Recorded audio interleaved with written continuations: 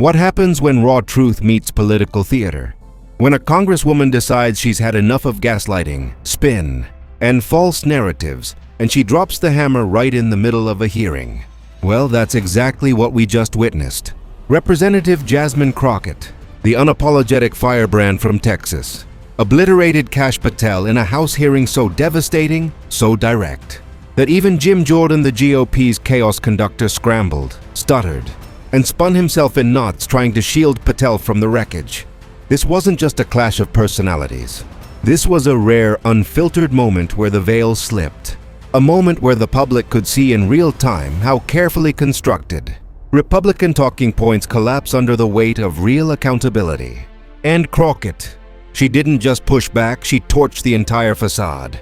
Now let's set the stage. Kash Patel, the former Trump administration official and loyal MAGA foot soldier, was brought in as part of yet another Republican-led investigation. And we all know the drill by now. The endless theater about the so-called weaponization of government, a narrative that's been pushed not to uncover truth, but to manufacture headlines, distract from indictments, and protect Trump at all costs. Patel was sitting comfortably, smirking, as if this was just another performance where Republicans throw him softball questions and let him play the victim. But what he didn't expect, what none of them expected, was Jasmine Crockett, refusing to play along with the script. When Crockett got her time, she didn't waste a second. She cut through Patel's evasions with surgical precision. "Mr. Patel," she pressed, "are you here as a fact witness or as a propaganda machine?" The room froze. That wasn't on the script. Patel shifted in his chair, mumbling about his experience and knowledge, but Crockett wasn't buying it. She laid out point after point, his long record of pushing Trump's lies, his dubious credibility, and his role in feeding conspiracy theories to right-wing media outlets. And here's the kicker. Patel tried to deflect, claiming he was just providing his perspective. That's when Crockett dropped the hammer. She reminded the room and the millions who would later watch the clip that facts are not perspectives, and propaganda dressed up as testimony is still propaganda. This is where Jim Jordan jumped in.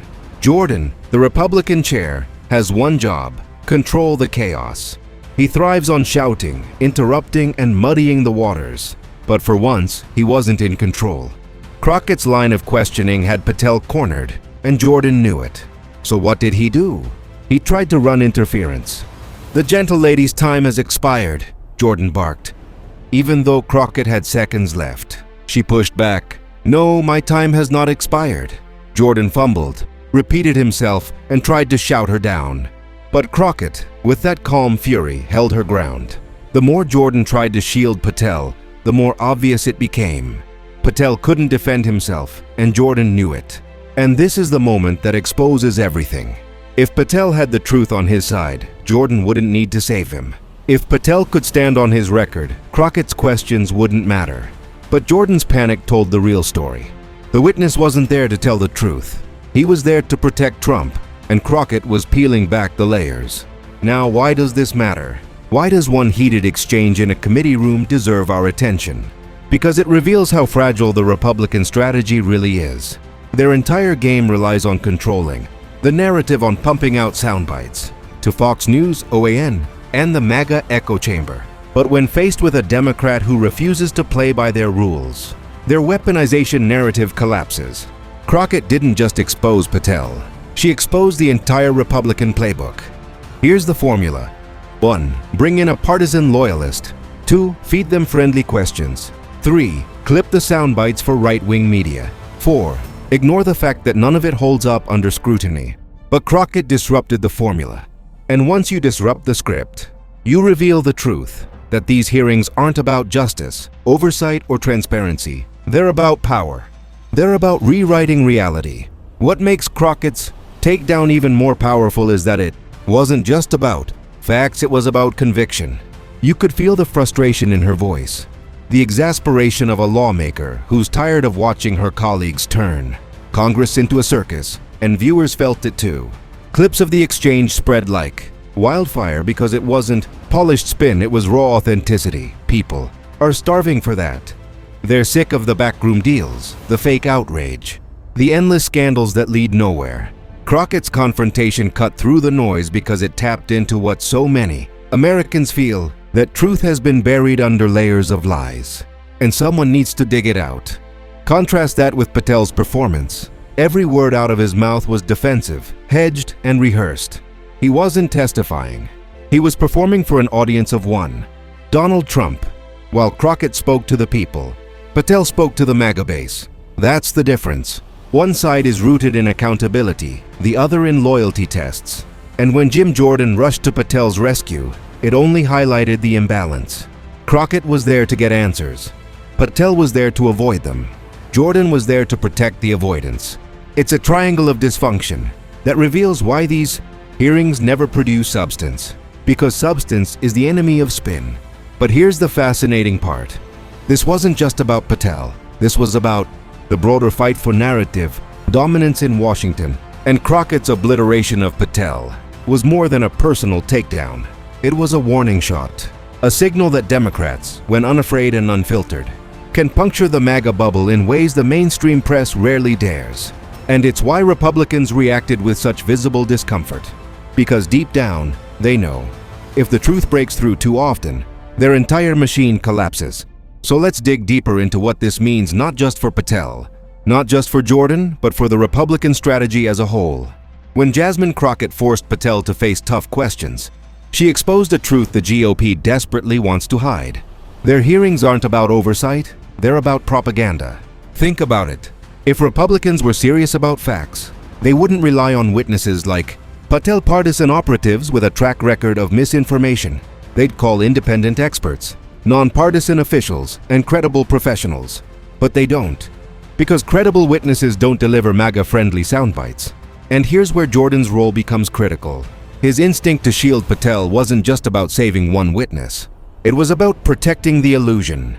Jordan knows that if Democrats can consistently expose these witnesses as frauds, the entire weaponization circus crumbles.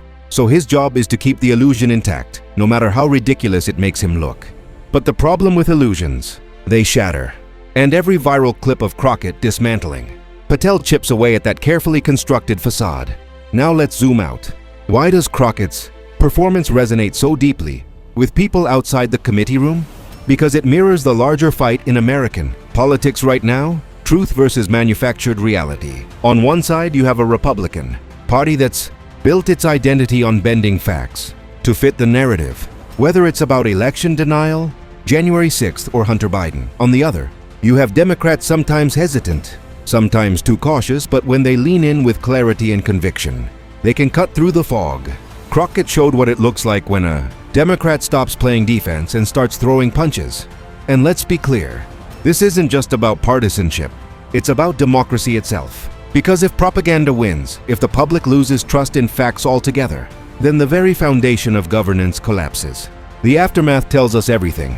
Right-wing media tried to spin Crockett as rude or disrespectful because that's all they had. They couldn't refute her points, so they attacked her tone. Meanwhile, mainstream outlets mostly buried the exchange, giving it minimal coverage, because they're terrified of being accused of bias. But online, that's where the truth spread. Social media lit up with clips of Crockett refusing to be silenced, refusing to let Patel weasel out. Independent channels, podcasts, and commentators amplified it. Why? Because it spoke directly to the distrust people have in mainstream institutions. Viewers could see, unfiltered, what really went down without the corporate spin. Remember, this is the same committee where Republicans tried to rewrite the narrative of January 6th. The same committee where they've paraded one witness after another to regurgitate Trump's talking points. For months, they've gotten away with it because most Democrats have treated the hearings like routine business. But Crockett broke that mold. She understood the assignment. You don't win by playing nice with propaganda. You win by calling it what it is. You win by forcing it into the light. And let's not overlook the emotional resonance here. Crockett, a black woman from Texas, standing firm in the face of two white male power brokers. Patel and Jordan carries a symbolism that struck a chord with millions. It wasn't just about the words. It was about the dynamics of power. It was about watching someone, who's often underestimated absolutely, dominate a space where she wasn't supposed to. That's why this moment didn't just trend, it exploded. It felt like justice. like a long overdue correction to the imbalance we see every day. And here's where Republicans find themselves trapped. If they keep bringing in partisan operatives like Patel, they risk more moments like this, moments that shatter their credibility. But if they bring in neutral experts, their narrative falls apart. They're stuck in a no-win situation, and Crockett just made it painfully clear. So what happens next? Expect Jordan and company to double down. They'll try harder to silence Democrats in hearings. They'll impose stricter rules. They'll smear Crockett, personally watch for it. Because when you can't beat the message, you attack the messenger. But here's the catch. Every attempt to silence her will only amplify her. Every effort to bury the clip will only make it spread faster online. In the digital age, you can't stop authenticity from breaking through. Ultimately, this is bigger than Crockett, Patel, or Jordan. This is about the battle for reality itself. Are we going to live in a country where facts matter, where truth has weight, or in a country where whoever shouts the loudest writes the narrative? That's the fight. And Crockett's obliteration of Patel wasn't just a hearing room moment. It was a reminder that the fight isn't over, that when leaders choose courage over caution, the truth can still cut through. So let's call this what it is. Patel was obliterated, Jordan scrambled and failed, and Crockett showed the blueprint for how Democrats can fight back with clarity, conviction, and zero tolerance for lies. And now it's on us, because the mainstream media won't highlight this moment. The GOP will try to bury it. The only way the truth spreads is if we spread it. So here's what I want you to do. If you're tired of watching liars dominate the conversation, if you believe truth still matters, then amplify this. Share this video. Comment below with your thoughts on Crockett's takedown. And make sure you subscribe, because we're going to keep bringing you the unfiltered reality the mainstream won't touch. This isn't just about one hearing. This is about the future of our democracy. And together we can make sure the truth doesn't just survive 2 wins,